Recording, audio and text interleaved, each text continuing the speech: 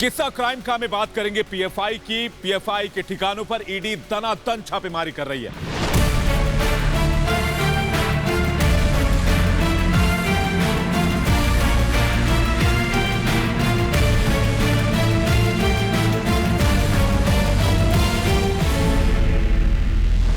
प्रवर्तन निदेशालय ने मनी लॉन्ड्रिंग के एक मामले में पॉपुलर फ्रंट ऑफ इंडिया के देश भर के 26 ठिकानों पर एक साथ छापे मारे। इनमें केरल में पीएफआई अध्यक्ष ओएम अब्दुल सलाम और राष्ट्रीय सचिव नसरुद्दीन एलमारन के ठिकाने भी शामिल हैं। पीएफआई दिल्ली समेत देश के कई हिस्सों में 2019 के नागरिकता कानून विरोधी प्रदर्शन की भूमिका को लेकर ईडी के जांच के घेरे में है। सूत्रों की माने तो केरल, कर्नाटक, महाराष्ट्र, दिल्ली, पश्चिम बंगाल, उत्तर प्रदेश और बिहार में ये तलाशियां की जा रही हैं। ईडी की ये तलाशी अभियान पीएफआई की फंडिंग से जुड़ी हुई है, क्योंकि जांच के दौरान इसे लेकर कई अहम सबूत मिले हैं। दिल्ली में शाहीन बाग और जामिया के इलाके में तलाशी की जा रही है। ईडी के अधिकारियों की एक अलग टीम ने तिरुवनंतपुरम में पीएफआई के एक बड़े नेता अशरफ मौलवी के घर की भी तलाशी ली है। पीएफआई दिल्ली समेत देश के कई हिस्सों में 2019 के नागरिकता विरोधी प्रदर्शन को लेकर अपनी भूमिका को लेकर सवालों के घेरे में आ गई थी। देश विरोधी गतिविधियों के आरोपों में घिरी पॉपुलर फ्रंट ऑफ इंडिया यानी पीएफआई पर जांच एजेंसियों का शिकंजा धीरे धीरे कसता जा रहा है। ईडी ने देश भर के 9 राज्यों में पीएफआई के एक साथ कई ठिकानों पर छापेमारी की और इस दौरान कई अहम दस्तावेज भी जब्त किए। और अब जो जानकारी सामने आ रही है वो तो हैरान करने वाली है। सूत्रों के मुताबिक शाहीन बाग में प्रदर्शन के दौरान पीएफआई ने चंदा लिया था। चंदे में मिली रकम अकाउंट में जमा नहीं की गई।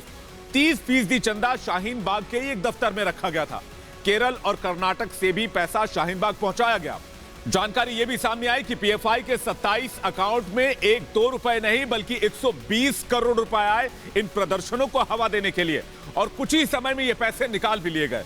पीएफआई के पास चंदे और खर्च का हिसाब नहीं मिला और एफसीआरए का कानून यह कहता है कि आप बिना रजिस्ट्रेशन के विदेशी चंदा नहीं ले सकते, लेकिन बगैर रजिस्ट्रेशन के विदेशी चंदा भी मंगवाया गया और 120 करोड़ रुपए का आना और फिर पैसों का निकल जाना जांच एजेंसियों के लिए सबसे बड़ा सवाल है। इन पैसों का इस्तेमाल कैसे हिंसा या देश विरोधी गतिविधियों में किया गया, एजेंसियां इसी की कड़ियों को जोड़ने में लगी हुई है। पीएफआई का नाम दिल्ली दंगों के अलावा हाथरस कांड में भी सामने आया था, आपको याद होगा। जांच एजेंसियों का मानना है कि पीएफआई ने हिंसा को भड़काने में अहम भूमिका निभाई है। इस मामले की जांच की जा रही है। अब इन तथ्यों के सामने आने के बाद साफ है कि पीएफआई के तार देश विरोधी गतिविधियों से जुड़े हुए हैं। जांच एजेंसियां लगातार सबूत जुटाने में लगी हुई है। साफ है कि आने वाले दिन में पीएफआई को कानून के कटघरे में न सिर्फ सवालों के जवाब देने होंगे बल्कि कार्रवाई का सामना भी करना होगा। इतनी बड़ी रकम का संदिग्ध हालात में आना और चंद दिनों में निकल जाना कई सारे सवाल खड़े करता है। पीएफआई पर इन खुलासों के बाद योगी सरकार भी एक्शन में है। योगी के मंत्री कह रहे हैं, उन्होंने गृह मंत्री को चिट्ठी लिखकर कहा है कि पीएफआई पर तुरंत बैन लगना चाहिए। यही नहीं, हाथरस कांड को लेकर पीएफआई की भूमिका जिस तरह से सामने आई उस पर भी कई सवाल खड़े हुए। हाथरस कांड के दौरान यूपी पुलिस ने पीएफआई के सदस्य मसूद को गिरफ्तार किया। जांच में यह बात सामने आई कि मसूद समेत उसके कुछ साथी हाथरस कांड में माहौल को बिगाड़कर दंगे कराने के लिए अपनी पूरी ताकत लगा रहे थे। इनके हाथरस कांड के दौरान लगातार पीएफआई के पदाधिकारियों से बातचीत भी हो रही थी। ये सभी पीएफआई के उन लोगों के संपर्क में थे जो दिल्ली दंगे की साजिश करने और फंडिंग के मामले में पहले से ही आरोपित हैं। उनकी गिरफ्तारी भी हो चुकी है।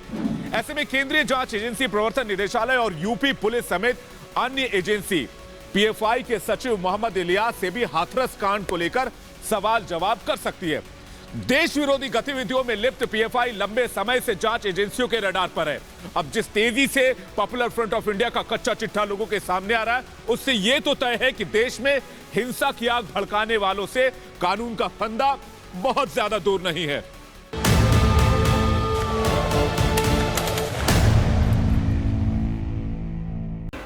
हर बड़ी खबर सबसे पहले आप तक पहुंचे, इसके लिए सब्सक्राइब करिए रिपब्लिक भारत।